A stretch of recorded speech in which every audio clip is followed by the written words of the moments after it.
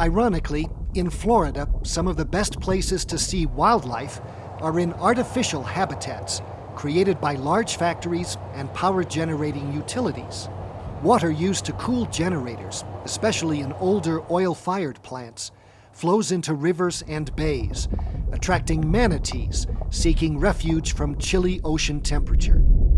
But the danger with power plants is that they're aging, and it's very likely that in the next 10 to 20 years, some of them will no longer exist. And we know we have to find viable alternatives. And we also know that we can't just shut off these power plants and expect the manatees to go someplace else. It's a serious concern. Should Florida continue to run these old, inefficient, environmentally unsound power plants, or shut them down and leave hundreds of manatees out in the cold? I don't know if anybody saw this coming. It wasn't the intention of the power plants to attract manatees. The hopeful thing, however, is that the power plants have taken responsibility for it. And it's not a situation that's easy to rectify. It's going to take some time and quite a bit of effort from the people involved to come up with a solution for shutting the plants. We have to find a way to gradually wean them from those areas onto areas that can sustain them through the winter. But how do you wean manatees off their power plant dependency? And will there be enough natural habitat for them when the power plants are gone? We simply don't know what's going to happen, and so we're making efforts to study habitat use and removal of warm water to see exactly how the animals will react and where they will go. Cynthia Taylor, a field scientist with the nonprofit Wildlife Trust, is part of a team attempting to learn how manatees use the few remaining natural warm water springs.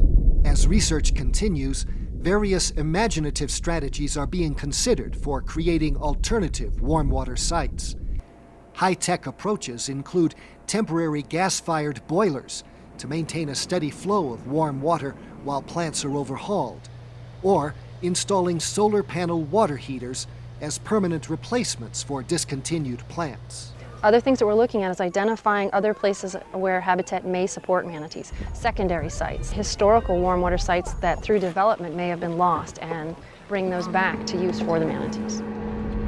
In an age when most environmental issues are complicated by disputes, this collective response to the manatees' precarious future is unusual.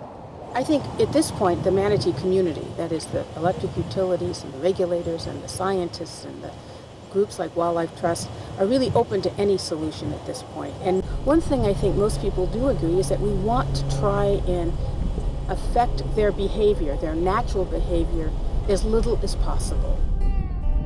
For This American Land, I'm Gary Stryker.